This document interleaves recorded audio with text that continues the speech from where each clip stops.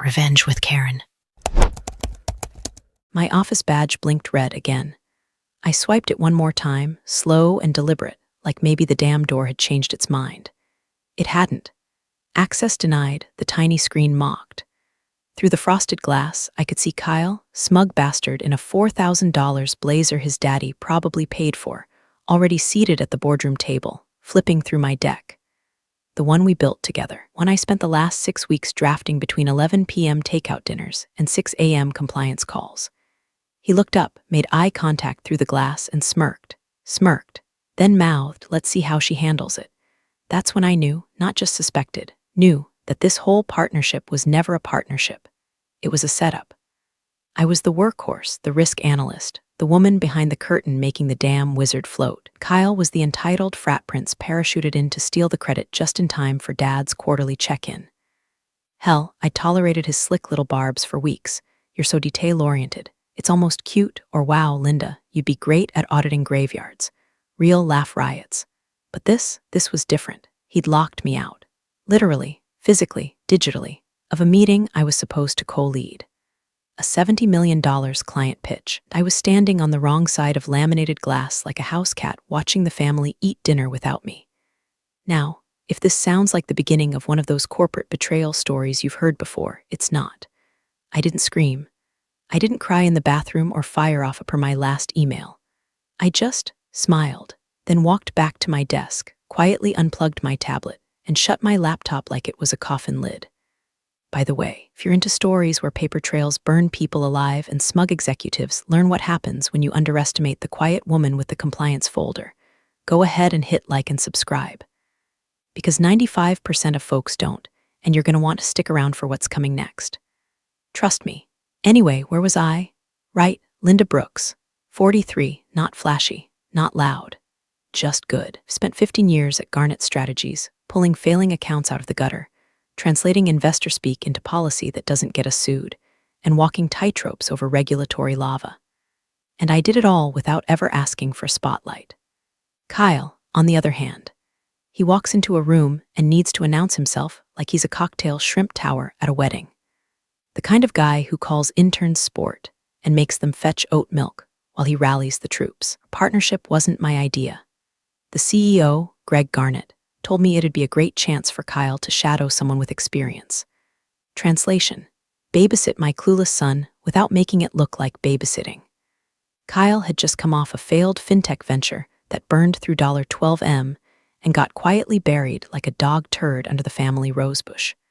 So Greg, ever the loving father, plugged him into our biggest deal of the quarter, a multi-phase onboarding project for a portfolio management firm with international compliance triggers and a volatile board. I took one look at the scope and said, "This is messy, high risk." Greg nodded. "Exactly why I want you leading it with Kyle shadowing." Shadowing my ass. To his credit, Kyle showed up to meetings. In expensive suits, reeking of Tom Ford and desperation. He said all the right buzzwords: agility, synergy, disruption, but couldn't explain the difference between SOC2 and a Snickers bar.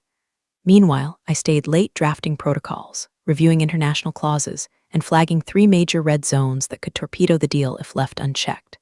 But Kyle didn't want caution. Kyle wanted fireworks. Last Tuesday, he pinged me after hours, clients asking for a more aggressive structure. Thinking we cut some of the risk provisions, get faster turnaround. I replied, "Not advisable. Those provisions protect us during phase 3. He never responded. Now I know why. He wasn't asking. He was paving the runway for his solo act. And that morning, when he locked me out, it was his grand opening night. Meant to be the moment he stepped out from Daddy's shadow and proved he could own a room. Only thing was, Kyle forgot one small detail. You can't bypass protocol without leaving footprints. I'd already printed the map. 4 hours before the pitch, my phone buzzed with a calendar alert I never approved. Urgent, client direction shift final revisions. Conf room B, no sender, no agenda, just a last-minute ambush sitting on my schedule like a thumbtack in a church pew. I scrolled through my inbox. No email, no Slack message. Nothing in Teams, no paper trail.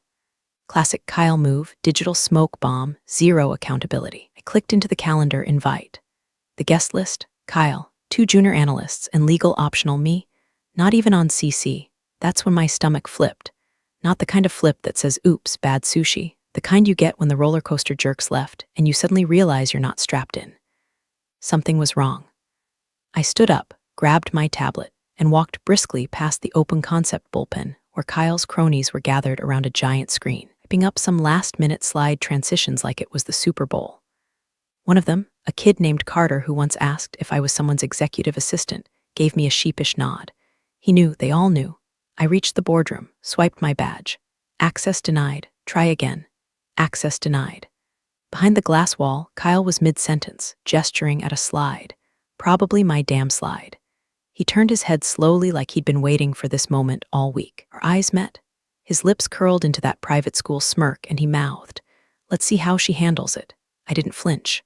I didn't tap the glass. I didn't call security. I didn't even raise an eyebrow. Instead, I turned. One step, then another. Then walked down the hallway like I had somewhere better to be. And truth is, I did. Because if Kyle thought locking me out of a room would keep me out of the deal, he had no idea how much quieter and sharper my world becomes when I stop playing nice. The emotional switch, it wasn't loud. It didn't explode. It clicked like a bolt sliding into place on a well-oiled safe. I passed by reception. Asked Lucy at the front if she saw Kyle this morning. "Oh yeah," she chirped. "He came in early. Had it disable something on the exec side, said it was a compliance precaution." Sure it was. Back at my desk, I pulled up the original deal log, the one we were supposed to be pitching together. My version was clean, precise, safe. Flagged 3 risk items marked red. They weren't just legal suggestions, they were compliance barricades. If we bulldozed those, we were asking for lawsuits in 6 jurisdictions. Kyle's revision? I didn't have it. Yet. But I already knew what he'd done. I opened a folder on my desktop labeled Clauses Kyle Ignored Confirmed. It had been sitting there for 10 days. Created it the moment he started using phrases like "let's trim the fat," and we can plug those gaps later. I'd looped in legal on every red flag. Every concern was timestamped, emailed, and saved. I even BCC'd myself using my personal account, a move I learned back when Greg's nephew tried to reroute a merger around a hostile vendor clause. Suddenly, my chat pinged. "Carla from compliance. He's pushing through the revised doc. Says you already signed off." "You didn't, right?" "I didn't," I typed back. "Can you send me the version he's using?" "Already did. Check your inbox." Subject, Kyle's Deathwish PDF. I smiled, briefly. Then I opened the file. And there it was, everything I feared. All 3 risk clauses, gone. Replaced with vague, CYA language like at discretion of lead PM and subject to final approval post-onboarding. No dates. No hard compliance triggers. No safeguards. It was a landmine in a Gucci PowerPoint. Kyle had taken my work, gutted its organs, stuffed it with confetti, and wheeled it into a live signing ceremony like it was a damn wedding cake. And in a few hours, when the investors arrived with their real-time audit team, it'd be his name on the intro slide. Not mine. I closed the file, sat still, no panic, no anger, just a cold, surgical calculation. He left a paper trail. And I had a shovel. I didn't go home. That's what Kyle probably expected. That I'd slink off to some wine bar to cry into a Pinot, maybe fire off a teary HR email, then spend the weekend applying for compliance jobs in mid-tier banks. He doesn't understand women like me. He's never had to. His world is built on safety nets and last names. Mine was built on what survives in the dark after they cut your mic. So no, I didn't leave. I didn't yell. I didn't stomp. I didn't let him see a damn thing.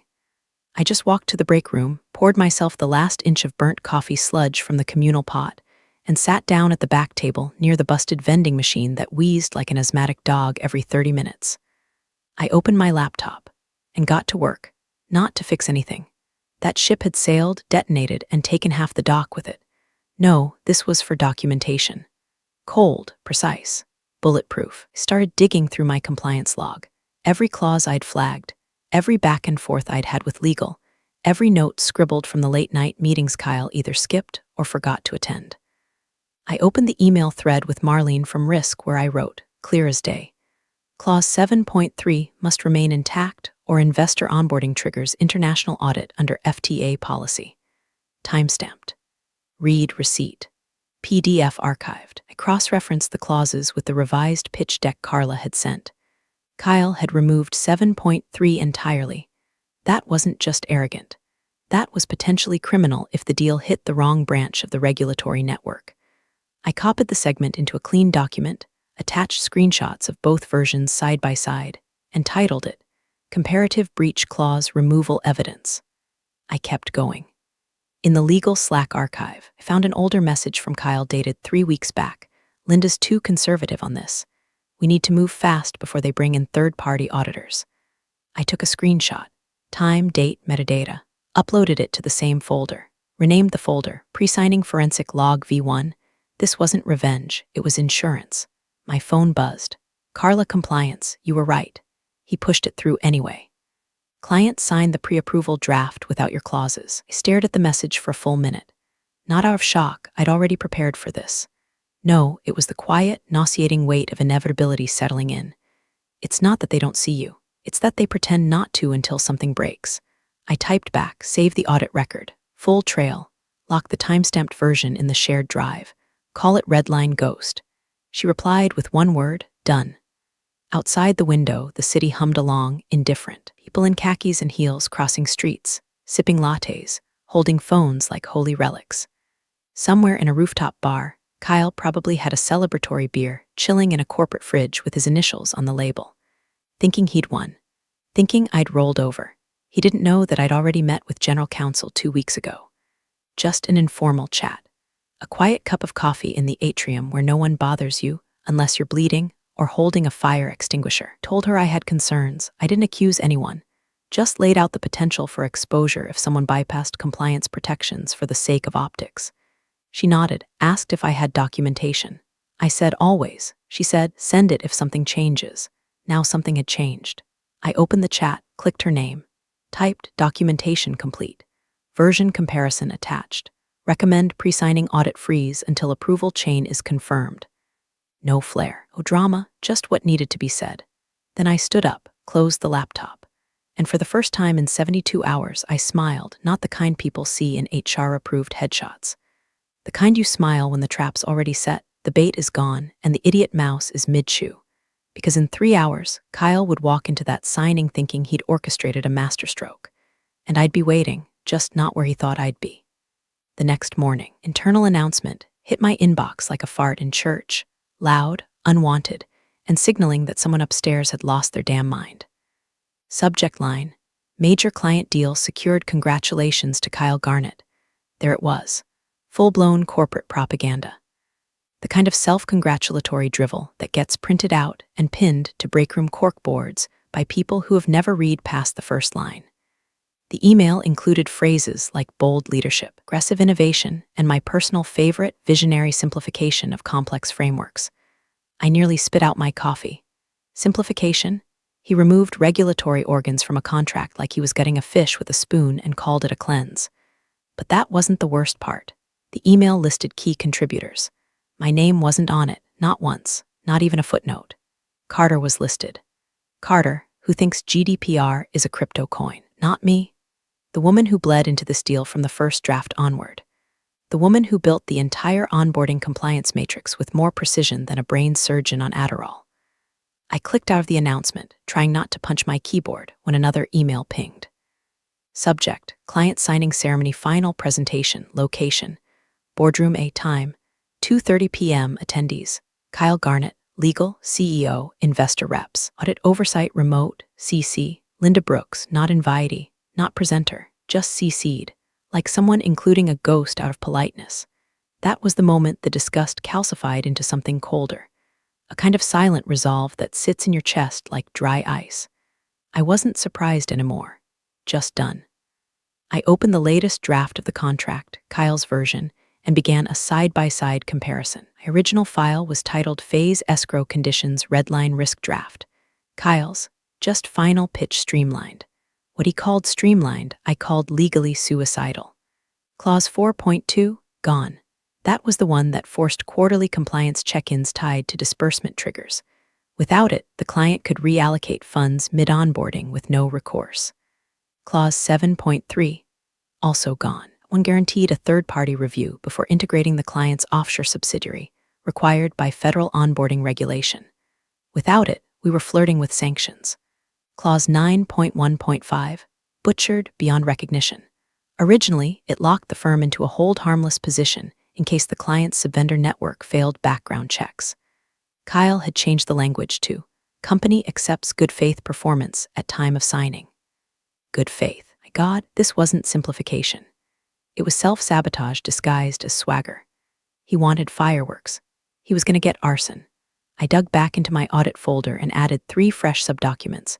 Removed protections vs. regulatory minimums, financial exposure simulation if clauses breached, timeline of clause removal Slack plus email plus calendar evidence. Each file was like a bullet, etched with his name, polished and loaded. I wasn't aiming to kill his career, but I was damn sure done letting him light matches in a fireworks factory while the rest of us stood barefoot in the blast zone. My phone buzzed again. Carla, ever the early warning system. FYI, heard Kyle's hosting investor drinks after signing. Told them it was a game-changer deal. Also said you helped with minor back-end details. Minor back-end details, I nearly laughed. Like calling airbags a minor upholstery element. Replied simply. He removed 3 compliance barricades, the signings being live audited. I'm prepping disclosures. She responded with a skull emoji and let me know how I can help. I sat back in my chair, watching Kyle strut down the hallway like a Wall Street bobblehead with too much hair gel and not enough IQ points. He was high-fiving people, tossing jargon like Mardi Gras beads, scalability, first mover advantage, momentum locking, all while dragging the company toward a cliff he didn't even know existed. And yet, I didn't hate him. I pitied him. Because in a few hours, when the ink dried and the auditor's screen blinked red when someone finally asked, "Why is Linda Brooks missing from the approval chain?" he'd realize he hadn't locked me out. He'd just given me the clearest view of the fallout. At 11:42 a.m., I sent the message. It wasn't flashy. No melodrama, just a sterile, internal portal submission with a single attachment and a 4-line note. Discrepancy detected in compliance sign-off chain for Project Orion. Please verify against archived redline. Risk clauses 4.2, 7.3, and 9.1.5 appear omitted. Anonymous review requested. I used the whistleblower tool, the same one we tell interns about during onboarding. The one we swear will never be used against you in retaliation, which is corporate code for use this and pray you're still here next quarter. But I wasn't doing this to stay employed. I was doing it because if this bomb went off with my name scratched from the blueprints, they'd need someone to testify at the crater. I encrypted the audit folder, added password protection, and logged the checksum in a private log. Redundant? Maybe. But then again, I've seen junior VPs delete entire case trails because they thought version control meant checking Google Docs history. Next, I pulled up a copy of the deal's investor sheet. It listed the 3 firms involved, one of which caught my eye, Barrowfield Capital. I remembered their head of compliance from an ethics panel last year. Gina something, steel trap memory, asked brutal questions.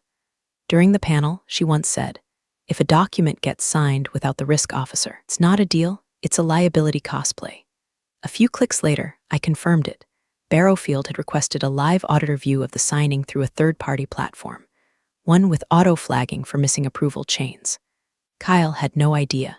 He'd planned his little victory lap without realizing someone was waiting at the finish line with a clipboard and a fire extinguisher. I shut my laptop, stood, walked with measured steps down to the legal wing, nobody watching, nobody stopping me. Just a hallway that buzzed faintly with fluorescent lights and hushed office politics. The door to General Counsel's office was ajar. She looked up from her monitor, surprised but not displeased.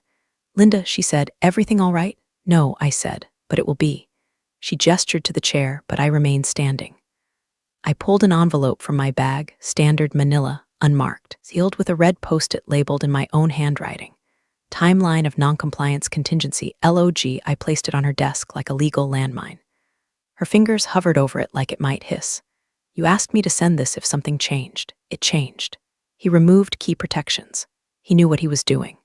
This file includes internal comms, clause comparisons, timestamps, and names of everyone who signed off without review. She didn't open it. Not yet, just nodded slowly like she was processing the weight of what was now on her desk. "Is this retaliation?" she asked carefully. "No," I said, "it's containment." There was a beat of silence, thick, deliberate. "I've already tipped Audit," I added, anonymously. "But with or without that, the investor platform's going to flag the gaps. My goal here is simple, protect the firm." Because Kyle didn't. She leaned back. "What do you want?" "Nothing," I said. "No promotion." no press release, no credit, just do your job when this blows up. And don't let him drag the rest of us down with him. She picked up the envelope, finally, and said the one phrase that made me believe, just a little, that I wasn't alone in this, understood. Back upstairs, I returned to my desk, untouched since sunrise. A sticky note waited on my keyboard. Kyle's handwriting, you coming to the signing or nah? Bring your poker face, smug little smiley at the end. Like this was a game, like I was bluffing. I crumpled the note without reading it twice and tossed it into the shred bin. Then I opened the investor platform on my second monitor and watched as the live audit interface populated attendee logs, compliance checklists, and document trace verification. There it was. Signatory verification.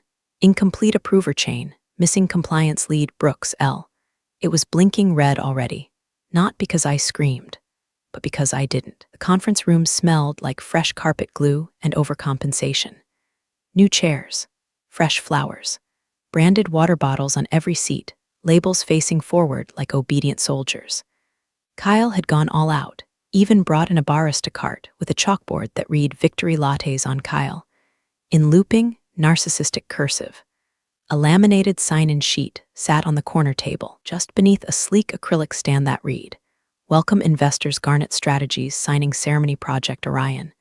I didn't sign it. I didn't need to. I walked in 15 minutes early, quiet as a shadow, and took the last chair in the back row, technically inside the room, but socially invisible. It was the same chair assistants usually get stuck with. Fitting. Let Kyle think I was nobody.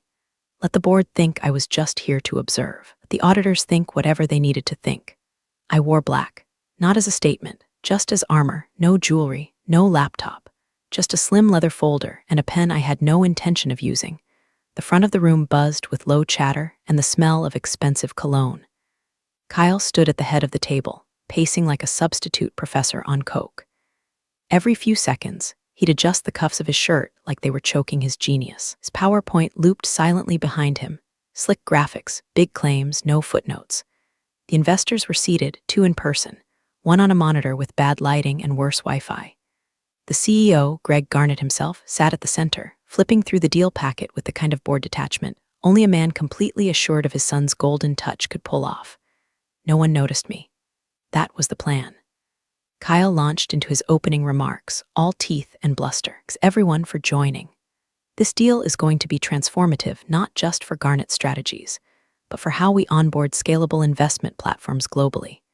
We've streamlined the process, removed friction points, and accelerated ROI by restructuring our risk strategy to better match the speed of modern capital. Translation: I removed everything Linda said would protect us. The CEO nodded like a preacher, hearing his favorite hymn. Let's move into the review, Kyle continued. We'll go clause by clause, but I think you'll find it's fairly clean. Legals already looked it over, and then it happened. A voice. Calm, female, not anyone in the room. Excuse me, the voice said. Before proceeding, we need to confirm approver compliance for the final documentation set. The video monitor shifted. The remote investor, Barrowfield's rep, turned her laptop toward a quiet corner of her office, where a woman with sharp glasses and sharper eyebrows stared directly into her webcam. Hi, she said. I'm Angela from Audit Oversight, third party. We were granted real-time clause verification for this deal. Our pre-signing scan showed an incomplete approval chain. A silence rippled through the room like someone unplugged the oxygen. Kyle froze, eyes darting toward legal. Now looked like she'd swallowed a staple remover. Greg raised one brow, slow as a rising tide. Incomplete, Angela continued, voice flat. We're missing final risk sign-off from the compliance lead. Linda Brooks. Her name is referenced in prior drafts but absent from the current chain. Every head turned. Slowly, like a courtroom scene in a bad TV movie. Kyle's jaw clenched. Greg leaned forward like he was trying to smell a lie. I made some last-minute adjustments, Kyle said, still trying to sound breezy. Nothing major.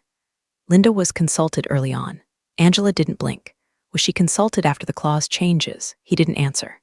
That's when I stood. No words, just stood. In the back, not defiant, not smug. Just present. Angela saw me on the call feed and nodded. Miss Brooks, would you confirm whether you approved the final documentation? I walked forward slowly, folder in hand. The room was so quiet I could hear my own heartbeat echoing in my ears. I did not, I said. I flagged the removal of clauses 4.2, 7.3, and 9.1.5 as material risks.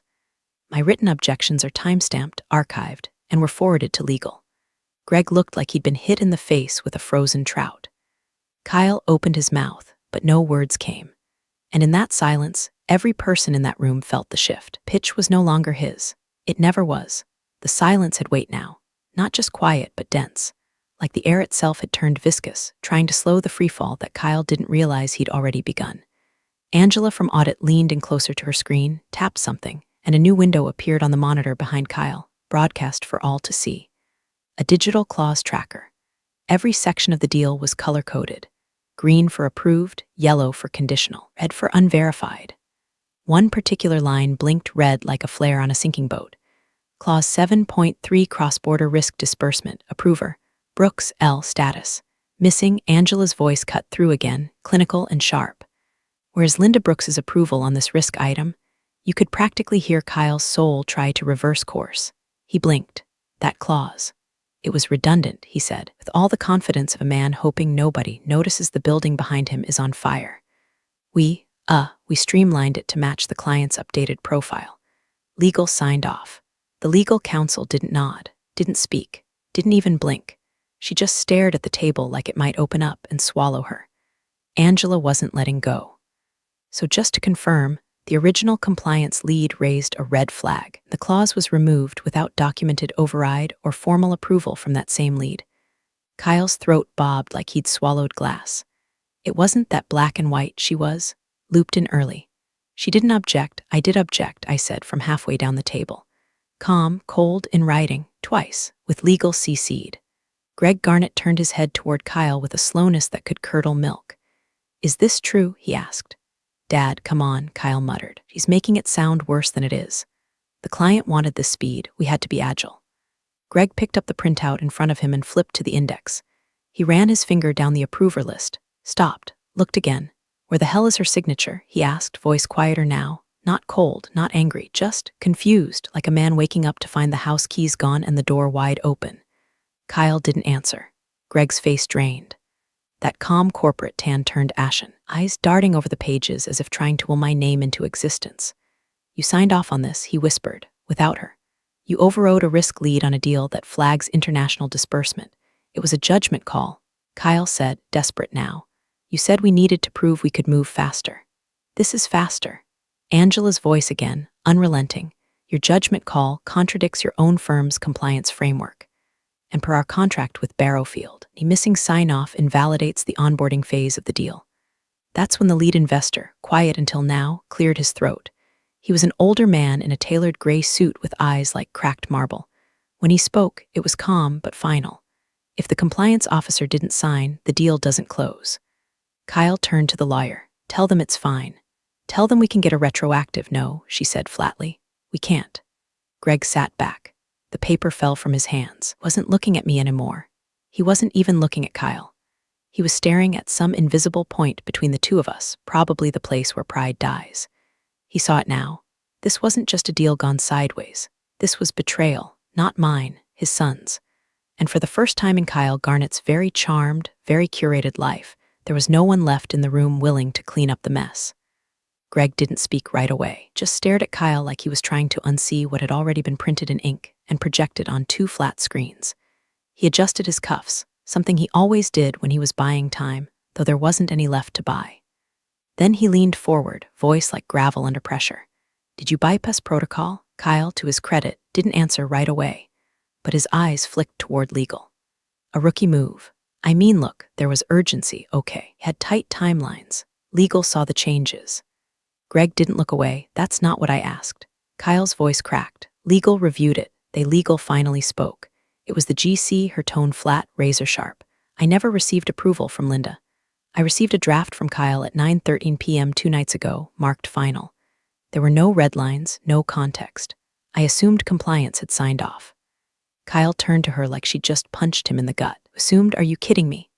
I sent you the doc, you sent me your doc, she cut in. Not the official file. No reference to compliance log. No backup. Then I stood. No drama, no smirk, no power move. Just a slow, measured rise as I reached into my leather folder and removed a black binder. slim but heavy enough to land with a soft thud when I placed it on the polished oak table. "Everything is documented," I said. "Every clause, every version, every warning, every timestamp, including Slack threads, Teams chat, and internal email confirmations. Legal was only looped after risk was cut." I slid the binder across the table to Greg. Then I turned to the investor rep, the older gentleman in the gray suit who had stayed quiet, his fingers steepled like a man who's had too many boardrooms and not enough patience. He leaned in, finally spoke. "If this isn't signed off by her," he said, "the deal doesn't close." It wasn't a threat, wasn't a question, just gravity. Kyle tried one last gasp. "Come on, this is insane. I've been leading this for months. We don't need to kill a $70 million deal because some clauses got shuffled." Greg didn't look at him, didn't blink, just opened the binder. Page 1, Risk Clause Index, redlined. Kyle turned back to me, voice high and shrill like a balloon losing air. "This is personal, isn't it? You couldn't stand that I was finally getting recognition." I didn't answer, didn't have to. The binder did all the talking. The investor rep stood up, so did the two others, quietly without fuss. One of them closed their laptops. Angela from Audit gave a polite nod through the screen, then disconnected. The GC stood next. "Greg," she said calmly, "we need to pause the signing. I recommend immediate internal review." Greg didn't move, still flipping pages, his face a study in quiet horror. Kyle looked around, suddenly alone in the room he thought was his coronation. And me? I just sat back down in that same forgotten chair at the back of the room, like I never left, like I'd never needed a throne to burn a kingdom down. Power wasn't in the room. Power was the room, and it had just shifted under Kyle's feet, one cold inch at a time, until he realized he was the only one still pretending to lead. The CEO's hand came down on the table like thunder in a funeral home. Papers jumped, pens rolled, the air sucked out of the room like a window had shattered in space. Who approved this without her? Greg bellowed, voice cracking through the polished calm like a whip across granite. Kyle flinched, literally flinched, as if he'd never heard his father raise his voice in public, which, to be fair, he probably hadn't. Greg Garnett was known for calculated silence, not explosions. This was a detonation 20 years in the making. "Dad, Kyle started, but his voice sounded paper-thin. "It's just a few clauses, no," Greg snapped, standing. His chair scraped back slow and ominous. "No, you don't get to say just after gutting a compliance structure. You don't get to stand in front of investors and call that streamlining." Kyle's face twisted. "I did what needed to be done. You said to move fast." Greg jabbed a finger at the binder, still open to a page lined in red ink and footnotes. "I said get the deal done, not strip the goddamn brakes off and drive it off a cliff." The investors were already halfway out the door, murmuring among themselves, their exit deliberate and unrecoverable. One of them caught my eye as he passed. No nod, no thank you, just a look of acknowledgement. The kind you give to the last adult left in the room. Kyle spun to legal. "You're going to let this happen? We're tanking a $70 million deal over some approval formality." The GC didn't flinch. "It's not a formality when it's a requirement." An auditor approached me from the corner. He didn't say much, just leaned in slightly and said, "Miss Brooks, the board would like a word." I stood, quietly, gathered my folder. The binder stayed on the table, its contents humming like an exposed wire in a puddle. As I walked toward the door, Kyle's voice cracked behind me. "Dad, come on, it's not that serious. We can fix it, all right. She's blowing this way out of proportion." I didn't look back, but I could hear the panic, the unraveling thread of a man who'd finally run out of names to drop. Greg didn't respond, didn't turn. He just stared at me as I reached the door, eyes sharp, calculating. Then, without breaking contact, he turned to his assistant and spoke like it was a foregone conclusion. "Bring her the amended offer," he said. "She's now lead on compliance, effective immediately." Kyle made a strangled noise behind me, somewhere between a cough and a protest, but the door had already shut. The hallway outside was quiet. Soft carpet, polished glass, everything sterile and still. I exhaled, not relief, not triumph, just the slow, steady return of gravity. I hadn't raised my voice. I hadn't pounded fists or threatened lawsuits. I let the clauses speak. I let the binder walk.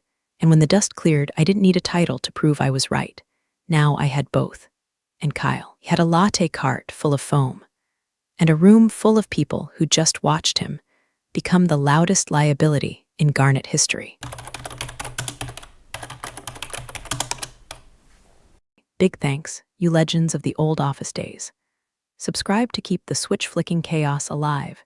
Your ex-boss is shaking in their loafers.